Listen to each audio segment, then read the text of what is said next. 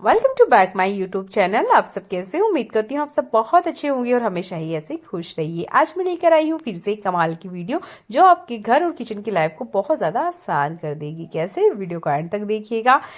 अगर आप मेरे चैनल पे आ ही गए हैं तो चैनल को सब्सक्राइब कर लीजिएगा। यहाँ मैं आपको एलोवेरा जेल निकालने का एक तरीका बता रही हूँ। इसके लिए मैंने लिया है एक साफ सुथरा कॉन्ग और 2 पत्ते, इतना मैंने एलोवेरा लिया है। तो इसे निकालने के ना एक बहुत बड़ी दिक्कत होती है कि ये ठीक से निकलता नहीं है। जैसे तैसे निकाल भी लो तो इसमें काफ़ी सारे लम्स आ जाती हैं, काफ़ी सारी गठाने वगैरह आ जाती है, जिसकी वजह से काफ़ी बार हमें इसे मिक्सर में भी चलाने की मजबूरी हो जाती है। तब ये कंघा बहुत अच्छे से काम करता है। ये देखिए, जैसे जैसे आप चलाओगे ना, ये देखिए सारा का सारा एलोवेरा इसमें से निकल आएगा। ये देखिए, सिर्फ नॉर्मल एक पत्ती की परत ही रह जाएगी, बाकी जितना एलोवेरा है ना बहुत आसानी से निकल के बाहर आ जाएगा। तो आज मैं एलोवेरा से जुड़ा हुआ एक टिप आपको बताने वाली हूँ। जितना हमने एलोवेरा लिया है इतनी ही क्वांटिटी में हमने यहाँ पर लेना है दही।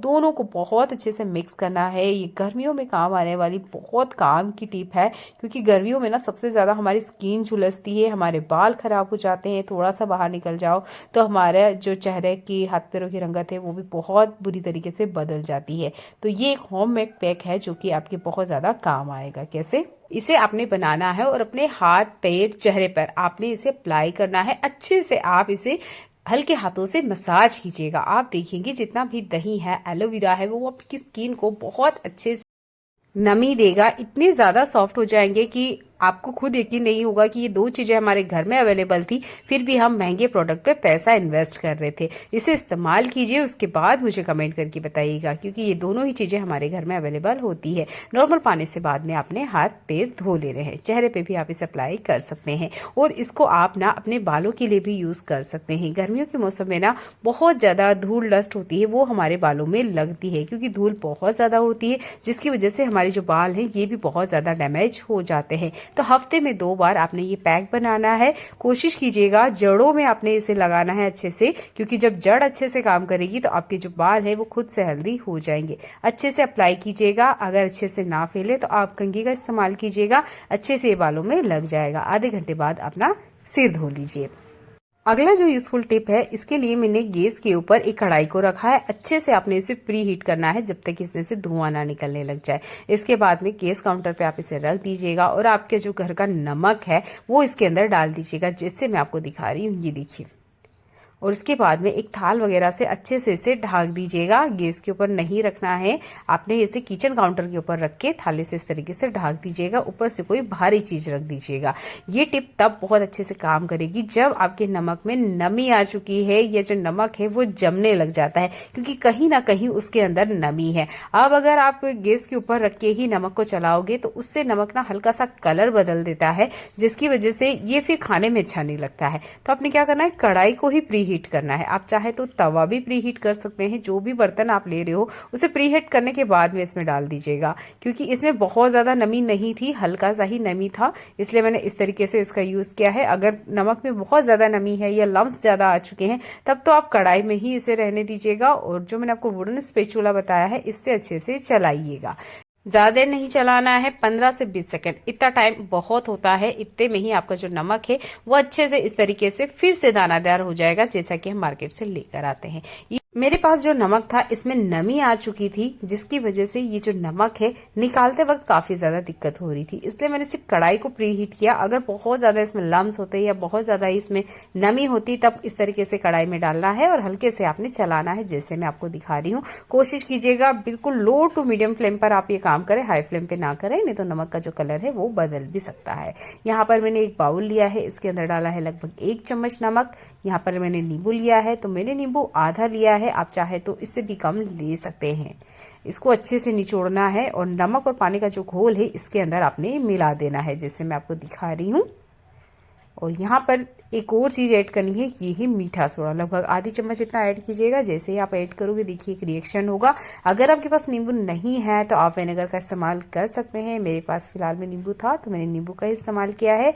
यहाँ पर तीनों चारों चीजें अच्छे से मिक्स हो चुकी है। इसके बाद में आपने लेना है एक सॉफ्ट फैब्रिक या इस तरह का कोई सा भी कपड़ा जो भी आप क्लीनिंग के लिए इस्तेमाल करते हैं, और आपका ये जो फ्रिज है ना इसको आपने वाइप करना है। चाहे तो आप स्प्रे बोतल में डाल के कर सकते हैं या इस तरीके से एक बाउल कंटेनर में लेके भी आप कर सकते हैं। तो मैंने एक कपड़ा लिया है और मैं अच्छे से वाइप करूंगी।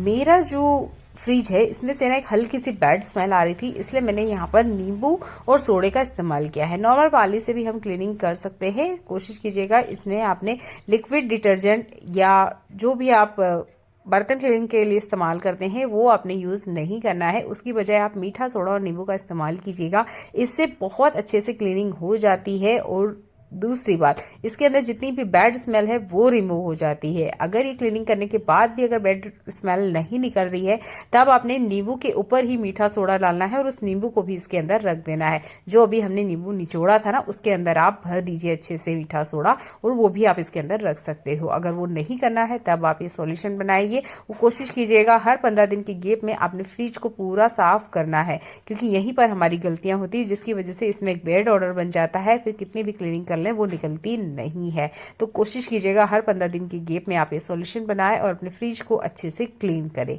चलिए देख लेते हैं एक और काम का यूजफुल टिप। गर्मियां आते ही सबसे ज्यादा हमारे घर में दही का इस्तेमाल किया जाता है। जब भी हम दही जमाते हैं तो एक बहुत छोटी सी गलती करते हैं, जिसकी वजह से जो दही है ना, उसका जो जमने का टाइम है वो बहुत ज्यादा बढ़ जाता है। अगर आप सही तरीके से दही को जमाएंगे तो अगले 2 घंटे में आपका जो दही है बहुत अच्छे से जम जाएगा। बस यहाँ पर आपने कुछ सावधानी रखनी है। थोड़ा सा आपने दही या छाछ जो भी आप ले रहे हो वो इसके अंदर डालना है, जैसे मैंने आपको दिखाया। अब आपने दूध लेना है, और नॉर्मल हम क्या करते हैं कि दही लिया, थोड़ा सा दूध मिलाया, जितना भी हम मिलाते हैं, और ढक के रख देते हैं। इससे आपका दही तो जमता है, ऐसा नहीं है कि नहीं जमेगा, पर बहुत ज्यादा टाइम ले लेगा। पर अगर आपने जल्दी जमाना है तो जो भी दही या छाछ आपने ऐड किया है उसको दूध में अच्छे से मिक्स करना है। और यहाँ पे दूध आपको हल्का गर्म लेना है, बिल्कुल ठंडा दूध मत लीजिएगा, वो भी दही को जमने में बहुत ज्यादा टाइम लगा देता है। ये दही आपका 2 घंटे में आराम से जम जाएगा। गर्मियां आते ही सबसे ज्यादा टमाटर के भाव बढ़ जाते हैं, कभी कभी ये 200 रुपए पर केजी से भी ऊपर हो जाते हैं। तो आप ऐसे में टमाटर को कैसे सेफ रखें या लॉन्ग टाइम तक कैसे इसको संभाल के रखें और ये आराम से चले भी। तो कोशिश कीजिएगा जब भी आप टमाटर लेने जाएं हल्का सा कच्चा टमाटर लेकर आए। अगर पका हुआ मिलता है तब भी कोई बात नहीं है। जो टिप मैं आपको बता रही हूँ इसे आप फॉलो करेंगे तो आपका जो टमाटर है महीने भर तक सेफ रहेगा। पहला, आपने टमाटर डंठल वाला लेना है। ये मिलता है तो जरूर लें, बिना डंठल वाला टमाटर ना लें। अगर बिना डंठल वाला मिलता भी है तब भी आपने क्या करना है, थोड़ा सा सेलो टेप इस तरीके से कट करना है, और ये जो डंठल वाला हिस्सा है ना, इसको आपने पैक कर देना है। यानी इसमें हवा नहीं जानी चाहिए। अगर इसमें हवा जाएगी या इसको हवा लगती रहेगी तो ये बहुत जल्दी से खराब होना स्टार्ट हो जाता है, क्योंकि जो टमाटर होता है ना मेन, वो डंठल से ही खराब होना स्टार्ट होता है। तो इस तरीके से अच्छे से सेलो टेप लगा लीजिएगा। इसके बाद भी एक गलती हम करते हैं कि टमाटर को ऐसे ही रख देते हैं। जैसे आप देखिए, कुछ टमाटर लेटे हुए हैं, कुछ खड़े हैं, तो कुछ तो भी आड़े तेड़े रखे हुए हैं। इससे क्या होता है, एक हल्का सा प्रेशर टमाटर के ऊपर पड़ता है, जिसकी वजह से भी बहुत जल्दी गल जाता है। तो मैंने आपको एक कंटेनर बताया है, कोशिश कीजिएगा आप कार्डबोर्ड यूज करें। उसके अंदर टमाटर को आपने कुछ इस तरीके से खड़े रखना है, यानी कि जो इसका डंठल वाला हिस्सा है वो नीचे रखना है आपने, और इस तरीके से खड़े खड़े करके आपने जमाना है। ये देखिए, ऐसा करने से क्या होगा, टमाटर के डंठल वाला जो हिस्सा है उस पर वजन जाता है, ना कि बीच में प्रेशर पड़ता है, जिसकी वजह से टमाटर के वजन की वजह से या टमाटर का जो अपना खुद का वेट होता है उसकी वजह से टमाटर खराब नहीं होगा। टमाटर आपने ऐसे खड़े रखने की कोशिश करना है, जैसे मैं आपको दिखा रही हूँ। ये देखिए, इससे भी आपका टमाटर बहुत लॉन्ग टाइम तक चलता है। उम्मीद करती हूँ 2 छोटी टिप आप यूज करेंगे, क्योंकि गर्मियों के मौसम में बहुत ज्यादा टमाटर के भाव होते हैं। चलिए देखते हैं एक और काम का यूजफुल टिप। त्योहार कोई सा भी हो, हम वड़ा बनाना बिल्कुल नहीं भूलते हैं। तो यहाँ वड़ा बनाने का एक नया तरीका मैं आपको बता रही हूँ। नॉर्मल हम वड़ा बनाते हैं सफेद उड़द दाल से, तो यहाँ भी आपने सफेद उड़द दाल लेनी है, पर आप इसमें एक और चीज ऐड करेंगे ना, तो आपका जो वड़ा है वो सॉफ्ट तो बनेगा ही, स्वाद भी बहुत ज्यादा बढ़ जाएगा। ये है धुली हुई मूंग दाल। जितनी क्वांटिटी में आपने सफेद उड़द दाल ली है उतनी ही क्वांटिटी में आपने धुली हुई मूंग दाल भी लेना है। दोनों को अच्छे से मिक्स करना है, जैसे मैं आपको दिखा रही हूँ, और नॉर्मल टैप वाटर से आपने इसे 2-3 बार क्लीन कर लेना है। इससे जो आपका वड़ा है उसका स्वाद तो बढ़ता ही है, ऊपर से इसमें बहुत सारे न्यूट्रिशन होते हैं, बहुत सारे प्रोटीन होता है, जो कि हमारे बच्चों को मिलता है। हमारे बच्चे ना सब कुछ खाना पसंद करते हैं, पर दाल एक ऐसी चीज है जिससे वो भागते हैं। हमारे घर के जो बच्चे होते हैं ना, बहुत नखराले होते हैं। उन्हें दाल नहीं खाना है, उन्हें रोटी नहीं खाना है, उन्हें सब्जियां नहीं खाना है। तो हम मम्मी लोगों को कुछ टिप अपनाने पड़ते हैं, जिसमें आप ये 2 दालों को ऐड करके वड़ा बना सकते हैं। अगर नहीं तो आप नॉर्मल पकौड़ा बना दीजिएगा। इससे जो आपके बच्चे हैं वो बिल्कुल ही हेल्दी रहेंगे, और बाहर की जो स्नैक्स वगैरह वो खाते रहते हैं या बाहर की तली हुई चीज़ें जो खाते हैं उसको थोड़ा कम कर देंगे। यहाँ पर एक और काम की चीज़ बताती हूँ। यहाँ पर मैंने कुकर रखा है और ये देखिए इसमें से काफ़ी सारा जो पानी है वो निकल के कुछ इस तरीके से आ रहा है। इससे जो हमारा किचन गैस काउंटर है वो गंदा हो जाता है। इस तरीके से हम कुछ चीज़ें फ्राई करते हैं या चाय बना रहे हैं, दूध बना रहे हैं, तो कुछ भी इस तरीके से गिरता रहता है। तो इसके लिए मैंने एक छोटा सा टिप आपको बताया था। उसमें काफ़ी सारे ऐसे कमेंट थे कि हम पुराना कपड़ा नहीं इस्तेमाल करेंगे या पुराने कपड़े का हम कैसे इस्तेमाल करें। तो यहाँ पर देखिए ये बेसिक सी गलतियां हैं जो कि हो जाती है। तो आपके घर का जो भी पुराना कपड़ा है, टी शर्ट है, जो भी आपके यहाँ निकलता है, उसे वेस्ट में रखे होने से अच्छा है कि आप उसे इस तरीके से कट करें। और ये जो किचन गैस काउंटर पे इस तरीके से फैला हुआ हो जाता है, इसे उठाने के लिए इस्तेमाल कर सकते हैं। सबसे अच्छी बात यह है कि इस पुराने कपड़े का रीयूज होता है।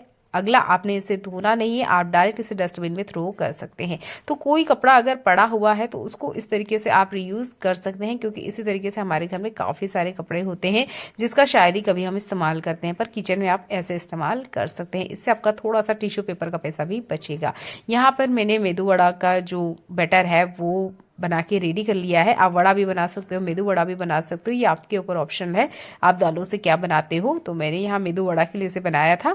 अब देखिए, जब भी हम इस तरीके से मिक्सर जार में से निकालते हैं कोई सा भी पेस्ट, दाल हो सकता है, चटनी हो सकता है, कुछ भी, जब हम निकालते हैं तो देखिए नॉर्मल हम चम्मच का इस्तेमाल करते हैं, पर आपने देखा कि इसमें अभी भी काफी सारा बचा है। अगर ये डोसे का बटर होता तो हम थोड़ा सा पानी डाल के हिलाते और निकल आता, पर इस तरीके से हम इसमें पानी नहीं ऐड कर सकते। तो अब क्या करें? तो आपके घर में ये वाला स्पेचुला जरूर होगा, नहीं है तो प्लीज इसे घर में रखा करें।